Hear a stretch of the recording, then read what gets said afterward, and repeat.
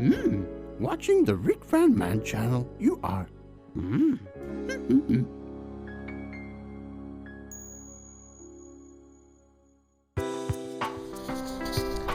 Hey guys, this is Rick. I hope everyone's having a great day. Right, we're back at the allotment. It's after the weekend. I've been working here over the weekend. It's been quite busy. As you can see, a lot of changes have taken place. I still haven't done this bit yet, but I've done all down the side of the polytunnel. Completely just raked it all over, tilted it in, and I'm here today to put some polythene on it. If we have a look here, I've got some polytunnel material left over, and I'm going to have a go at this thing called soil solarization. Now ideally you need a lot of sunshine for it to work, but I thought I'd have a go anyway. Apparently you can do it in sort of reduced temperatures, and basically you just lay the polythene down onto the raw ground, and over time, sort of 4 to 6 weeks, the sun will bake it, and the amount of heat that will be generated will kill off a lot of the seeds and things that are in the ground. So hopefully, fingers crossed, the theory is that I shouldn't get half as many weeds coming back next year as I had this year, which basically looked like that, which was just a bloody nightmare. Now, what I'm going to do, I'm going to put some of this polythene down. I'll probably start at this end and see how far it'll go. I haven't got a huge amount of it, and I'll lock that off. I've also got some membrane, some actual proper weed membrane on the way, and once that arrives I shall put that down as well, and that's staying down for next year. And what I'll be doing basically down here, because it's just so wet down here, it's impossible to grow anything in the ground. We had a lot of rain the last few days, and you can see straight away how waterlogged that is now. So this is basically unusable as far as you know, if it rains this just becomes one giant soak away, and nobody can grow anything on here. So what I will be doing is completely covering this with membrane next year, and growing stuff in buckets, and perhaps build the occasional raised bed. I'm not sure yet, but this is basically going to be used,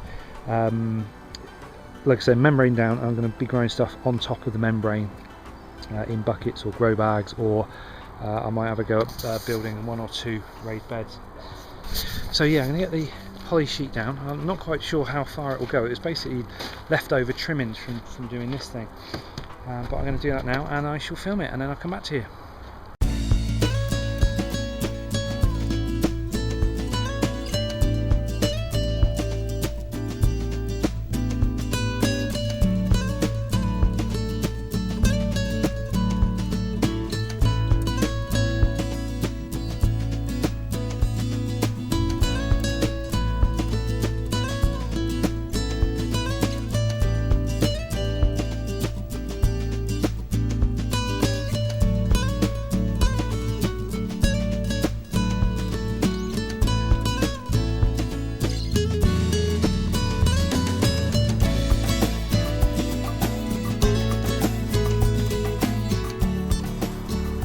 Wow, I've just seen 2 other people on the allotment. I haven't seen anybody here for months, and all of a sudden suddenly see 2 people showing up that I haven't seen for absolutely ages.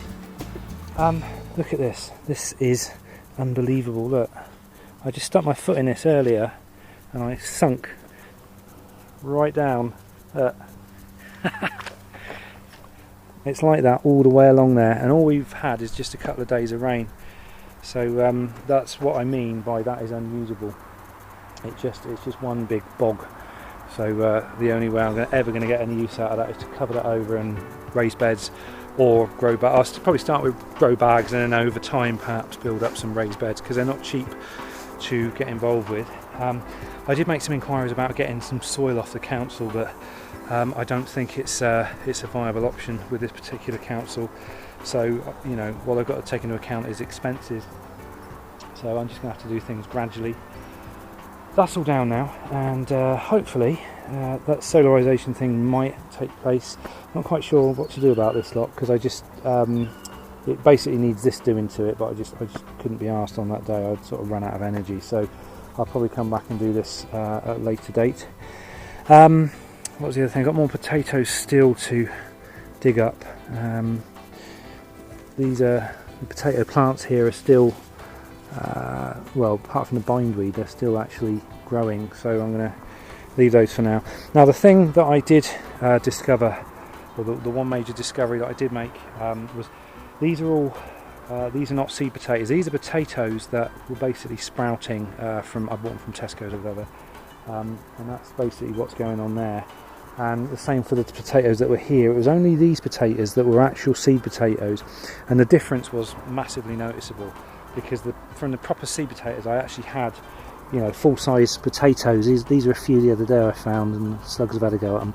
But these, I got this size from seed potatoes, but from the non-seed potatoes I only got these piddly little things, so a lesson there for next year. Right, for those of you who are interested in, I know a lot of people said, have you taken any radiation readings down at the allotment? No, I'm going to do that now, because I'm curious as well. I haven't done this, used the meter on this site before. Now I've looked into this, and this generally only detects gamma radiation, and so the background measure, it takes a minute or two to kick off. I'm just going to put it on the polythene there.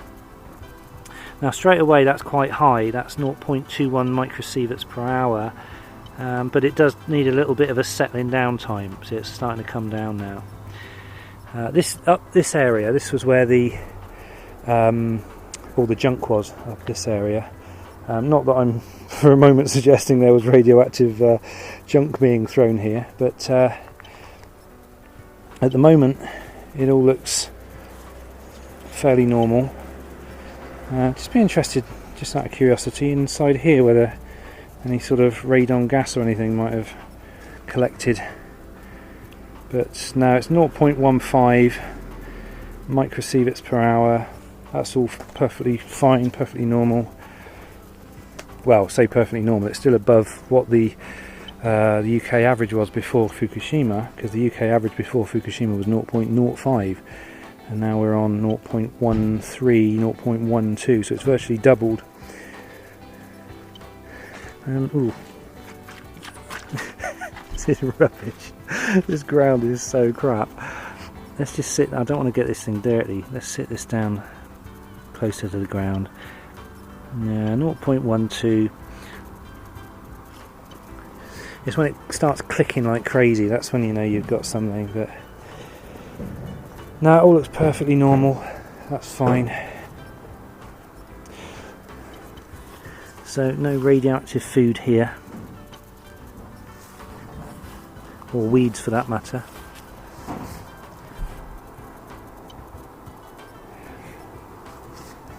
So there we go, I think we can safely say I'm not going to get radiation poison from it. I'm not sure what other toxins and things are in the ground here, but radiation isn't one of them. Right, that's it for this email. I'm having one of those days where I can't get my words right. That's it for this video. I think I'm just going to harvest some cucumbers. Let's just get in there actually and have a look. Got a nice big cucumber here. Oh, it's no, I'll leave that. It might fill out. Got a nice one there. I'm back onto my juicing diet as well at the moment, so I could do with some stuff to be juicing. Got another one around the back here I just spotted. A little bit small at the moment. Oh, he's got a bloody great snail on him. Get off. Oi, bloody snails. I ought to start doing what the French do and eating the bloody things. I'm going to live up there. Right then. Okay, that's it. Thanks for watching, guys. Have a great rest of the day, and I'll see you in the next video.